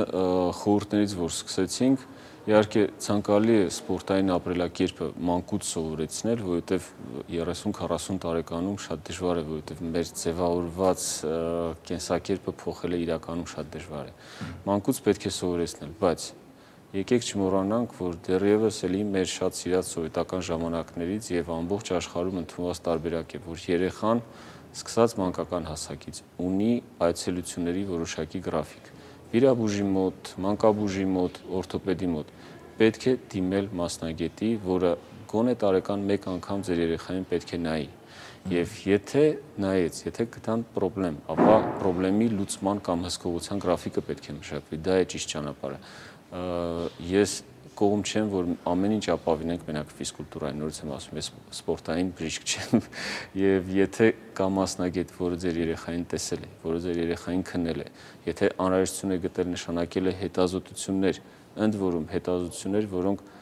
բժշկության մեջ այսպես կա ոսկե ստանդարտ հետազոտություններ, այսինքն կան հետազոտություններ, որոնք իմաստավորված են կամ որ անիմաստ են։ Եթե դա իմաստավորված հետազոտություն է, արդյունքը սպասելի եւ արդյունքը տալիս է որոշակի պատասխան։ Նոր դրանից հետո որոշել ինչ անել, հսկել թե բուժել, բուժելուց ինչպիսի բուժում առաջարկել։ Իսկ ավելի մեծ տարիքի մարդկանց մոտ, ովքեր ունեն մեջքի ցավեր, սկսեք էլեմենտար, փորձեք փոխել ձեր կենսակերպը, փորձեք մի փոքր ակտիվանալ, միանգամից օլիմպիական մարզաձևերի եւ օլիմպիական ծանրաբեռնվածության չանցնել, բայց եթե զգում եք, որ դա ձեզ չի բավարարում, նորից դիմում եք հիվանդանոցային կամ պոլիկլինիկ հաստատություններում բժիշկների, Փառք Աստծո, Հայաստանը փոքր է, կարելի է գտնել վստահելի բժիշկ, որին դուք կարող եք վստահել, հետազոտվել, որոշել պատճառը եւ ըստ դրա գնալ բուժման։ Ճողվածքների համար նույն մեր շվեյցարացի գոլեգաներին էլիցի տենք, հա, իրենք արել են մի հատ շատ մեծ հետազոտություն, վերցրել են հազարավոր աշխատող ունեցող մեծ գործարան եւ բոլոր աշխատակիցներին անց են կացրել մագնիտառեզոնանսային տոմոգրաֆիկ հետազոտություն, որը ողնաշարի ճողվածքների համար կարելի է համարել ոսկե ստանդարտ։ Եվ հայտնաբերել են չափից դուրս մեծ ճողվածքով ասիմպտոմատիկ մարդ, որին սկսել են համոզել, որ դի հիվանդ ես, ինքը ասել է, կներեք, ես բանվոր մարդ եմ, ամբողջ օրը ծանր ֆիզիկական աշխատանք եմ անում եւ որևէ գանգատ չեմ ունեցել, հա։ Եվ այստեղ այդ հարցն է գալիս,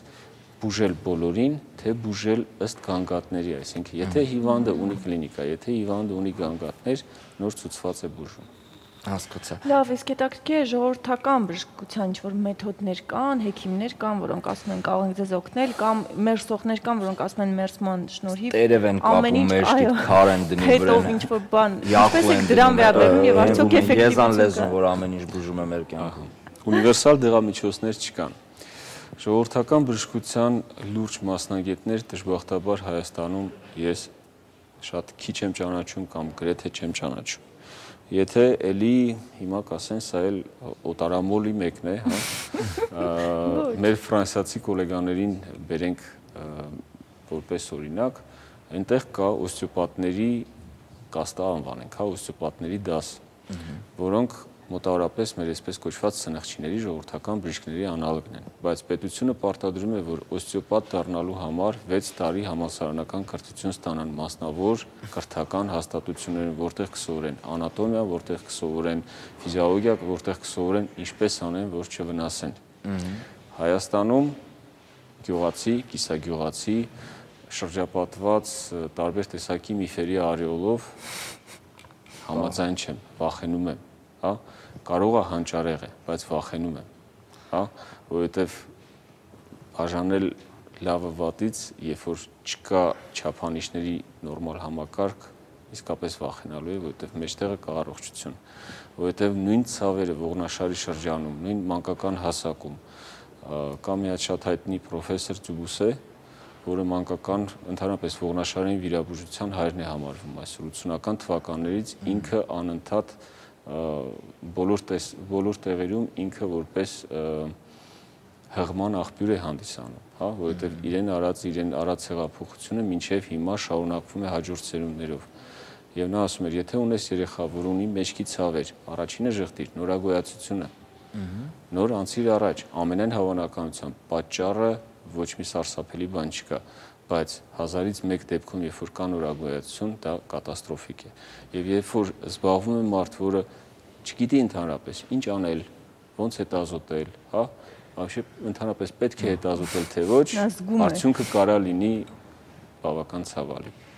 Այդտենց դեպքեր էլ կան ինձ թվում է, որտեղ ձեզ էլ եւս շատ հանդիպած կլինեն հիվանդներ, որոնք արդեն բուժվել են մի 4 հոգու մոտ եւ որ ճիշտ է չեն բուժվել, բայց նենց չի որ ազդեցություն չի ունեցել, ավելի է վատացել եւ հիմա արդեն փնտրում են որ ես գնացի ասած կբուժեմ, հիմա այս կողքս էլ հիմա բան ու սենց ավելի վատացել։ Ես գիտեմ այլ տարբերակ, մերսողի մոտ էին գնացել եւ ասել էր, որ ինչ որ չինական ճապոնական մերսումների շնորհիվ այդ ամբողջը կվերանա, ոչ ցավ կունենա ոչ ման, այնքան էր վատ տարածել ցավը, որ չէր կարող մարդը քայլել։ Չինական ասեցի քիչեցի, ես հարցել տամ, ինձ հետաքրքիր է, մի անգամ դեպք եղավ Չինաստանում, որ այնտեղ գիտեք բանկաները որ դնում են մեջքի վրա, ասեցին այդ օստեոխոնդրոզը հենց չինացիք, ասեցին հիմա կդնենք, որտեղ որ շատ կկապտի, այդտեղ շատ է աղերը։ Ու հիմա ես համարում եմ, եթե բան չկա, մի հատ զանգեմ հայերեն բառեր ասեմ, մեկը չի հասկանում։ Մի 2-3 լեզվով էլ կարելի ավելացնել։ Այդ բժշկական բանկաներով բուժումը իմ համար հիշեցնում է պատերազմի մասին սովետական կինոները, հա։ Նորմալ երկրներում կամ որևէ նորմալ գիտական ամսագրում որևէ հիշատակում բանկաներով բուժման մասին ես չեմ լսել։ Մի կարևոր բան, ես չեմ ուզում որ թվա որ ես կամ մեր հիվանդանոցում ամեն ինչ կարող ենք, ոչ, բժիշկը եւս կարող է սխալվել, հա, բայց մի բան է, որ դու սխալվում ես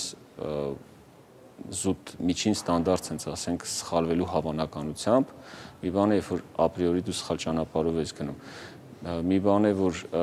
բուժման որևէ մեթոդ կա, որը հասանելի չէ եւ սխալ գնահատականի հետևանքով այլ բուժում է նշանակվել, կարող է լինել բոլորիս հետ, իմ հետ էլ է եղել եւ կլինի, հա, եւ ասել, որ ես ամեն ինչ կարող եմ, չէ, այդպիսի բան չկա, բայց սխալվել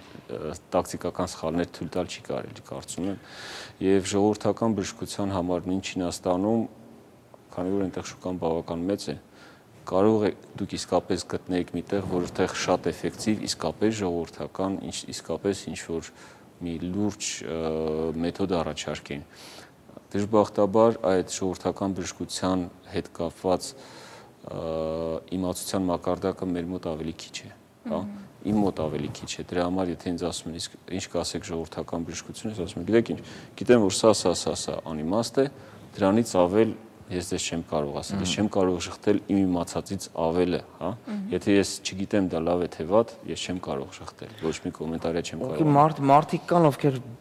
բանկաների process-ից հետո իրենց բավականին լավ են զգում, կարող է իրոք ինչ-որ մի բանի օգտվում է կամ հոգեբանական պրոբլեմը, այսինքն այո, կարող է պետք է իդենտիֆիկացնել պրոբլեմը եւ եթե դու կարիք ունես մի փոքր տանջվելու, որտեղ բանկաները ցավուտ է, չէ։ Հաճելի բան կա, բայց մեջ է, էլի, մի տեսակ։ Դու զգացել ես, հա, բանկաները մեջտեղ շարած։ Եղավ գալի։ Թթու են դնում մեզ, անայք չեն։ Պարոն Անթարանյան, եթե ընդհանուր ամփոփենք ձեր խորհուրդները, հա, հիմա մեզ դիտում են շատ մարդիկ, ովքեր գուցե ունեն ցավեր կամ արդեն հիվանդ են, չգիտեն ում դիմեն, ինչ անեն։ Նորից ստանդարտ մոտեցում հետևյալն է։ Ցավերի դեպքում առաջինը դիմել ընդհանուր պրոֆիլի բժշկին, մեր լեզվով ասած թերապևտին։ Եթե թերապևտը կարիք կգտնի ուղղորդելու որևէ մասնագիտացած կենտրոն, ապա գնալ հետազոտվել շարունակություն այդ մասնագիտացած կենտրոններում։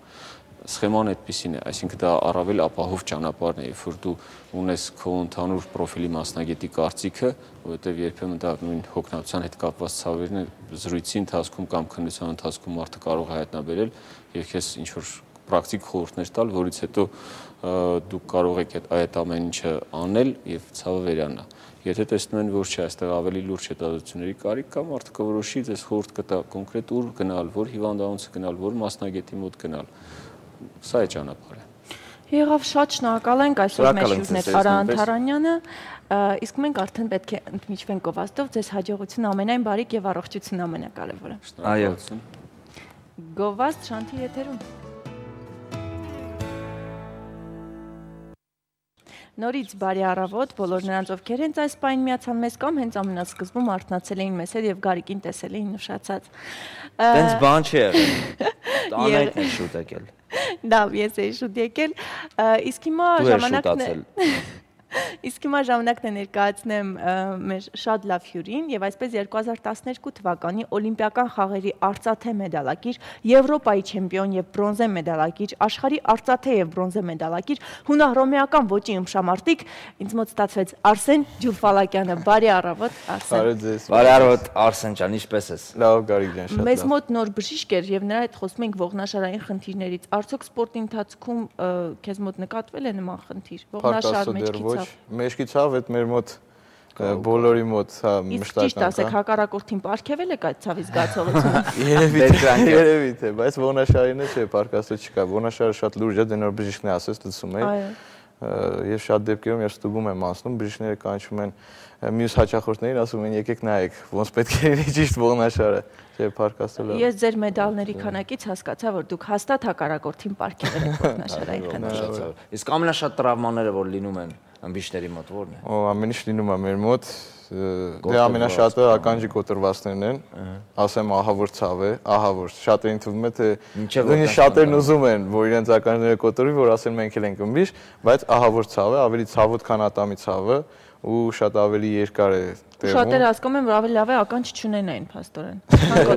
Կոտրվածքից հետո տենց ձևի է ստացվում, բայց կողերն են կոտրվում, մատեր, ոտքեր, մի խոսքով շատ են վնասվածքներ։ Բայց ամենաշատը ականջն է։ Ամենաշատը հաճ։ Բայց չարժի քաշել ականջը, չէ։ Քաշում ես, չէ, քաշում են։ Այրունը քաշում են, ճիշտ ասեցի։ Զուկադիբեց առանց իմանալու ասեցի։ Ականջը չեն քաշում, ականջի միջի արունն են քաշում կոտրվածքից հետո, բայց դրանից հետո պետք է մի 20 օր գոնե չմարզվես, որ էլի չլսվի։ Մինչև այդ անոթները փակվեն։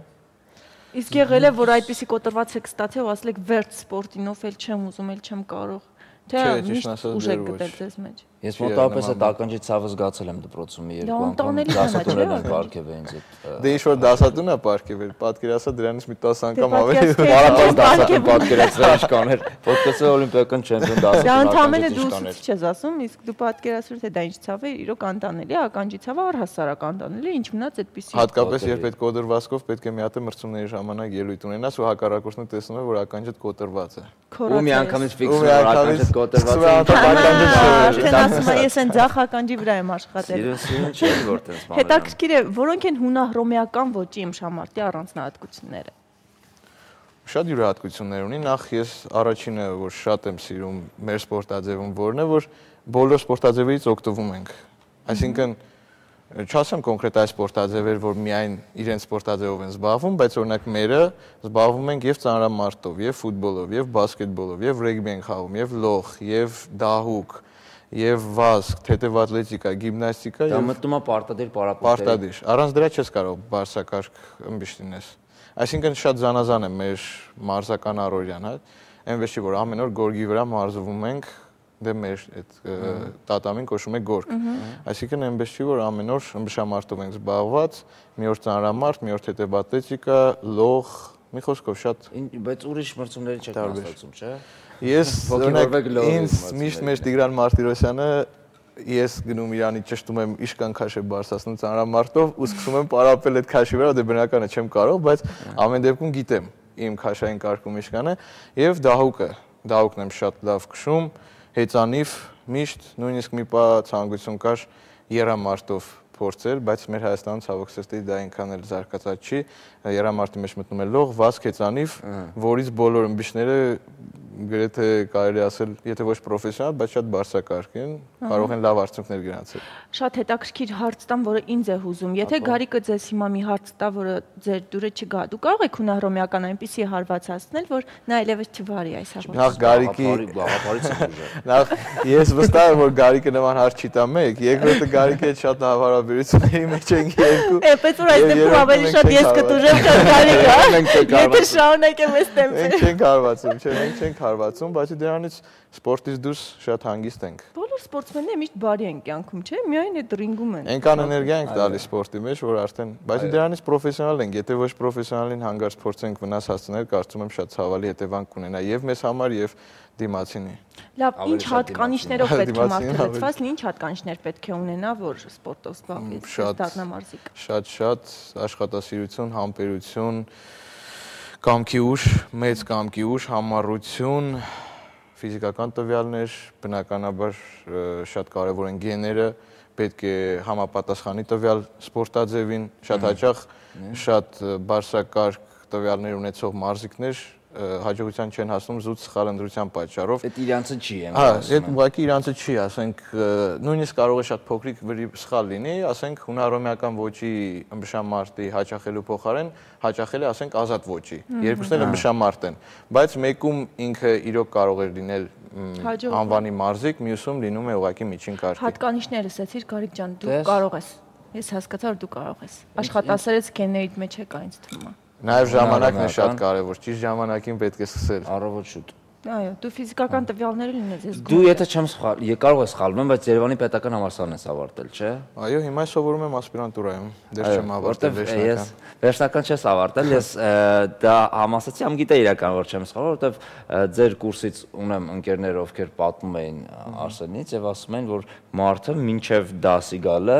առավոտ արդեն դասեր գալիս, մի ժամ վազած, պարապմունքները արած եւ թարմ գալիս էր դասի, դասերը սովորած։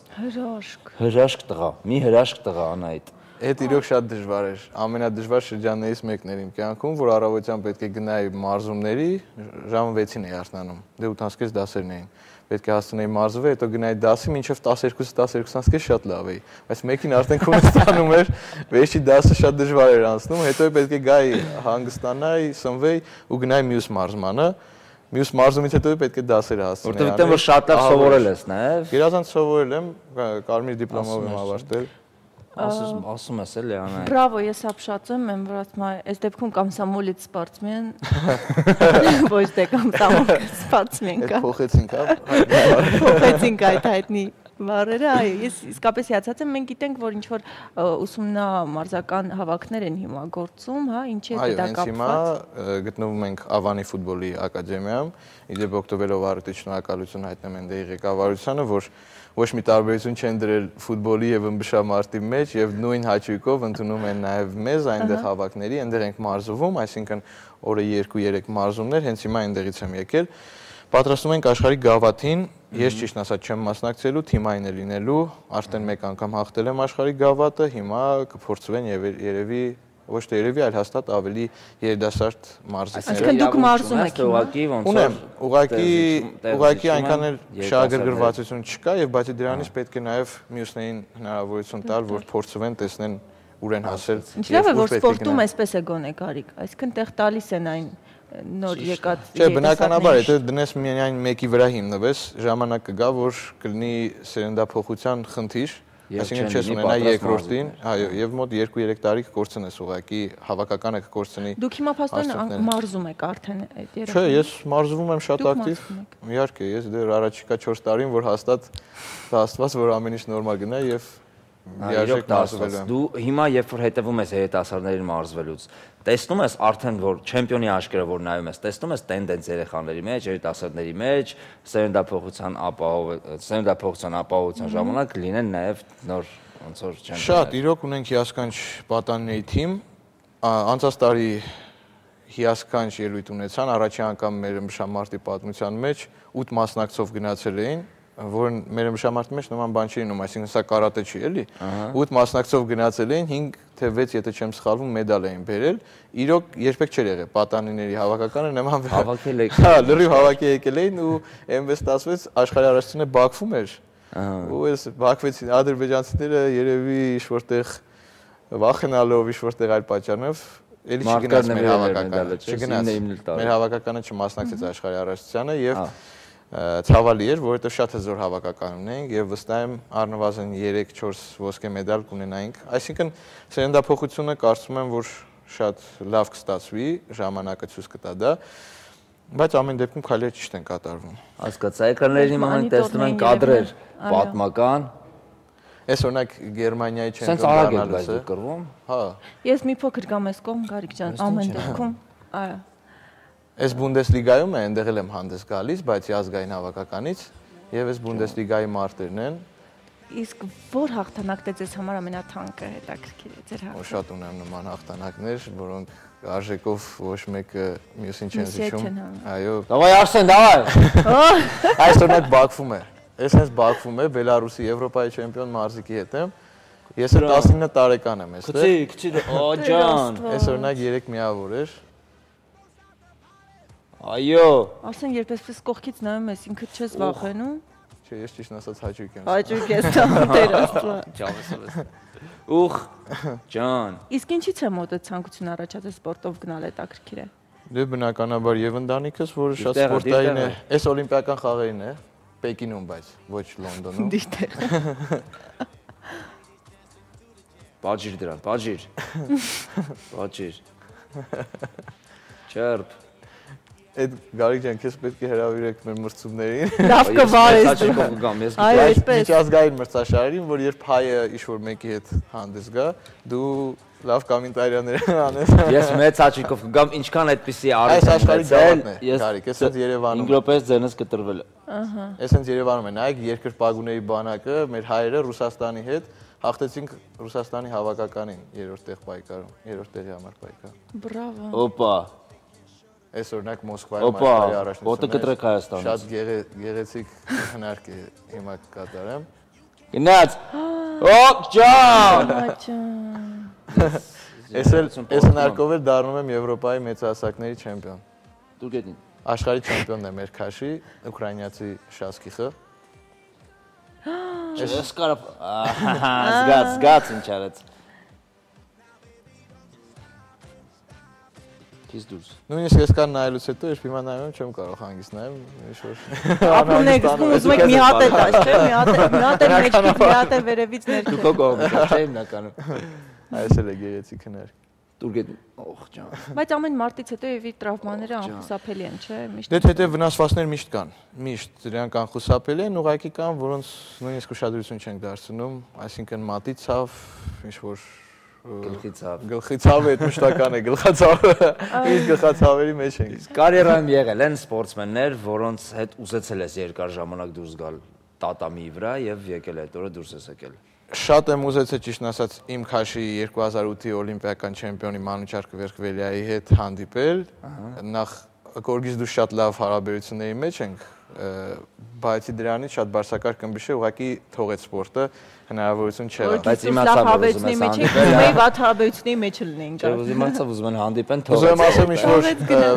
վրեժ կամ ողջ ունեի դրա համար չէ։ Ուղղակի լինելով ինքը բարձրակարգ ըմբիշ, ուզում էի անպայման հետը գոտե մարտել։ Եվ հիմա անհամբեր սպասում եմ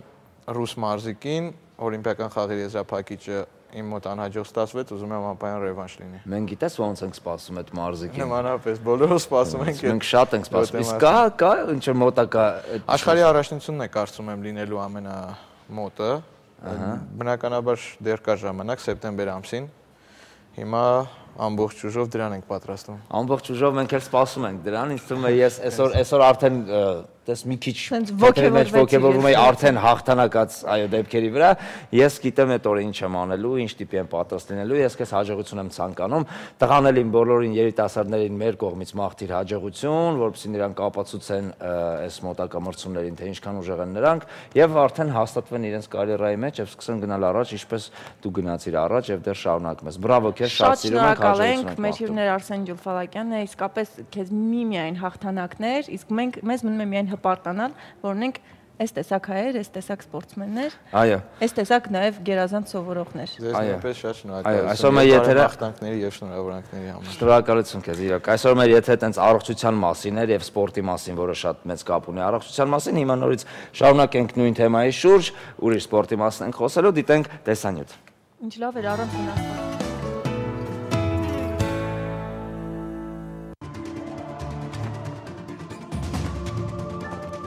Չստացվեց, բայց ոչինչ, Դեվիդ Բելն ով պարկուրի հայտնի իմ առաջնորդներից էր, հենց այսպես սկսեց իր կարիերան։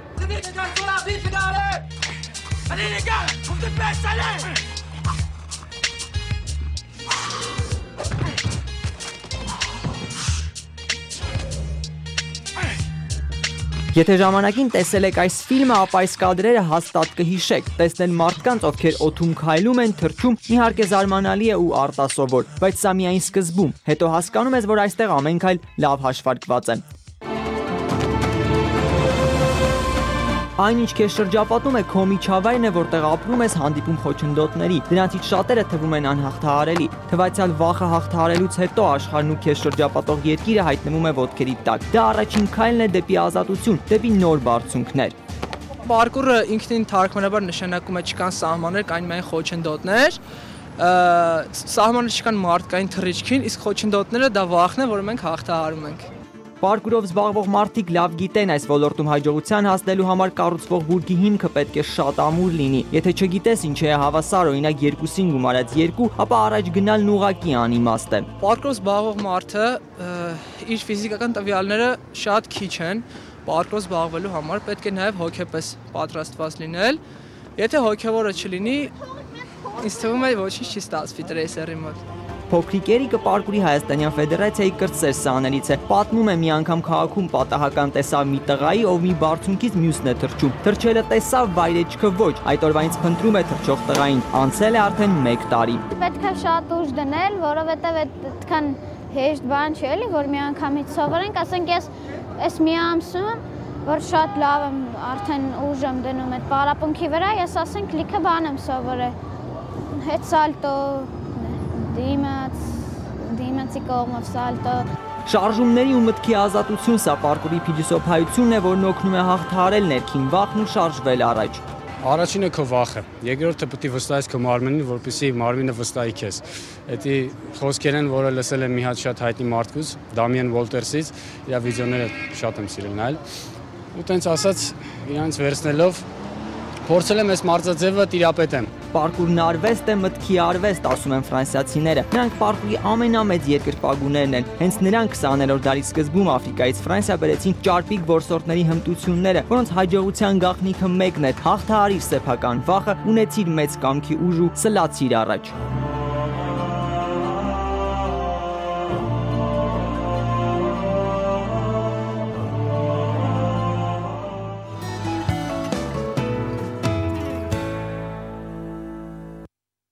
Դե ինչ ասքանից հետո մնում է միայն, որ Գարիկը նույնպես փորձի այս բասկաթոռից մինչև այն բասկաթոռը նման մի տրյուկ կատարել։ Ինձ թվում է դա կստացվի միայն գովազդի ժամանակ, իսկ դուք չեք տեսնի։ Այդ այնց կանես գովազդ մեր եթերում։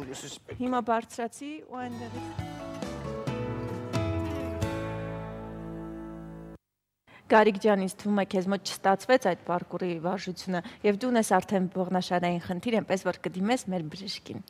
այսօրվա։ Քեզ է թվում, որ չստացվեց իմ այդ պարկուրի վարժությունը։ Գովազդի ընթացքներն ուզում ես ստել, որ ստացվեց։ Արագությունը չըմբռնեցիր, այն արագությունը, ինչով ես թռա եւ վերադարձա։ Ինձ թվում է ընդամենը մեր Հայաստանում ժամանակվանից էլ եղել եմ ճարպիկ եւ շատ եմ սիրել այդպիսի բաները։ Գարիկ ջան, ինձ թվում է ընդամենը քեզ կփրկեր, գիտես ինչ է։ Խնդրում եմ, գիտես ինչ է քեզ կփրկեր։ Ինչ է։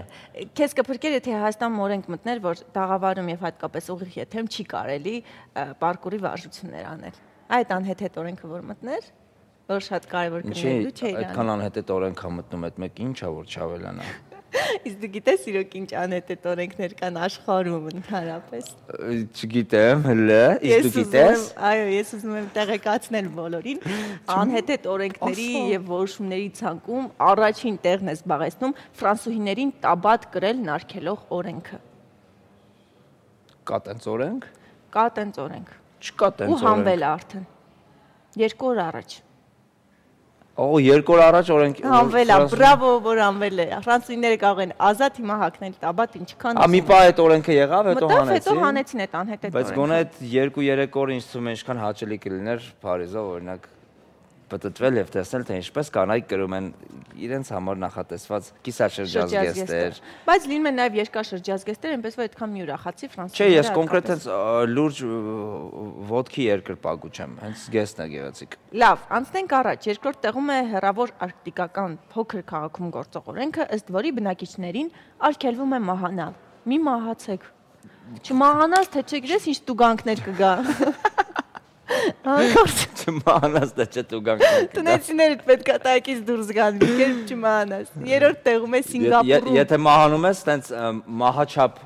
տեսախցիկները միանգամից թուղթ են ուղարկում։ Մահացավ, առաջ։ Ինչպես է դուս մահանում։ Օրենքը խախտել ես մուծիչ, մահացել ես։ Սինգապուրում 1992 թվականին ընդունված որոշումը, որը պաշտոնապես արգելում է ծամոն ծամել։ Այդ չգիտեմ։ Ախր գիտես ինչա, դու այսպես օրենքը մի կարդ, այդ օրենքը ինչ-որ մի բանից եկել է։ Մարդիկ ծամուն են ծամել, երևի կպցրել են իրար դեմքի կամ ինչ-որ sense բաներ են արել անիմաստ։ Վատ բան են արել թատրոնում, ասենք են նստարանում, կամ ինչքան արժող կա, սկսել է մահանալ, հասկանում ես, հարուստի տղաները երբ ուզե մահացել են, դրա համար ներվայնացել են, ժողովուրդը դեմ են դուրս եկել, ասել են չհասկացա։ Լավ, 4-րդ տեղում է Բրունեյի, Ինդոնեզիայի եւ Մալայզիայի իշխանությունների կայացած որոշումը, որով բնակիչներին արգելվում է հասարակական վայրերում դուրիան, այսինքն արևադարձային փշոտ պտուղ ուտել։ Իսկ թվում է, այսպես չէ ընդհանրապես մեզ կարդալ, հա։ Մեզ թվում է պետք է մի անգամ գոնե ուտել այդ, որ իմանալ ինչ դուրյանը, որ մի հատ հասկանք ինչա, 5-րդ տեղում է Դանիայում գտնվող ռեստորաններից մեկում գործող օրենքը, համաձայն որի հաճախորդները վճարում են իրենց պատվիրացննդի եւ խմիչքի դիմաց ըստ իրենց հայեցողության։ Ինչքան ուզում եմ, այս 20 դրամը վերցրու, պետք չի մաները։ Այսինքն վճարում են։ Այդ շատ լավ օրենք է։ Շատ լավ օրենք է իսկապես, ուտել ինչքան ուզում ես եւ վճարի ընդամենը 100 դրամ։ 6-րդ տեղում է Ճապոնիայում ընդունված օրենքը, որով բնակիչներին պաշտոնապես արգելվում է գեր լինել։ Ես հասկացա, իրանք եւ ողնաշարային խնդիրներ շատ են ունեցել, դրա համար արգելվում է գեր լինել։ Ըստ 2009 թվականին ընդունված օրենքի տղամարդկանց գոտկատեղի հաստությունը պետք է լինի 80 սանտիմետր ոչ ավել, իսկ կանանց դեպքում 90 սանտիմետր ոչ ավել։ Դե լավ էլի։ Հիմա բոլորը գնացել են արդեն այդտեղից։ Բացինիզնից։ Այո, հաջորդը Թայլանդում ընդունված միանգամից մի քանի օրենքներ, դրանցից առաջինի համաձայն բնակիչն իրավունք չունի տանից դուրս գալ առանց անդրավարտիկի, մեքենա վարել կիսաշրջազգեստով, ոտքով կանգնել երկրի ազգային առույթի վրա եւ վիրավորել միապետին։ Կիսաշրջազգեստով վարելն էր հետաքրքիր։ Տենաս ինչի համար, բայց կիսաշրջազգեստով չեն թողում մեքենա վարել, թողը որ նստել են Մարդիկ անպայման անդրավարտիկով դուրս եկան։ Չգիտեմ։ Գնանք առաջ 9-րդ տեղում։ Բայց կիսաշրջազգեստով 9-րդ տեղում է այդպես Դանիայում ընդունված մեկ այլ օրենք, ըստ որի մեքենան տեղից շարժելուց առաջ նախ եւ առաջ պետք է կռանալ եւ ստուգել, թե արդյոք դրա տակ պարկած մարդ կա։ Տեսեք, գուցե բակի մի երեխա եկել է եւ այն ձեր մեքենայի տակն է պարկած, հետաքրքիր է իսկապես։ Կարող է ընտանիք է հանգստանում ձեր մեքենայի տակ։ Զգույշ եղեք։ Շնորհքավարի։ Այնտեղ կարող է լինել նաև ձեր գովազդը։ Ձեր մեքենայում այսպես ծածկվել քնել է։ Ինչու եք վրից քշում գնում եւ մարդը կիսամերկ։ Լավ, անցնեմ առաջ եւ ուզում եմ կարդալ 6-րդ տեղում 1 վայրկյան։ Ովեր։ Ովեր։ Մեր անհետ օրենքներից չկա։ Ճապոնիայում ընդունված օրենքը արդեն կարդացինք, Թայլանդում, Դանիայում եւ 10-րդ տեղում Շվեյցարիայում։ Կիրակի օրերին արգելվում է լվացված հագուստը կախել պարանին։ Լվացք չանեք։ Բայց լուրջ մեր անհետ օրենքներից չկա։ Լսի, Շվեյցարիայում նաև արգելվում է զուգարանի ջուրը քաշել երեկոյան ժամը 10-ից հետո, եթե ապրում ենք բազմաբնակարան շենքում, քանի որ դա խանգարում է հարևանների անդորը։ Ես չեմ կարա ժամը 10-ից հետո եթե դուք անգամ ձեր կարիքները պետք է առաջ ջուրը քաշելու։ Բայց դա էլ խանգարում է տնեցիկի անդորը։ Խանգարում է օտարությանից։ Ես լավ չեմ գալիք, դու վարի։ Լավ, մեր անհետ օրենքներից խնդրում եմ չկա։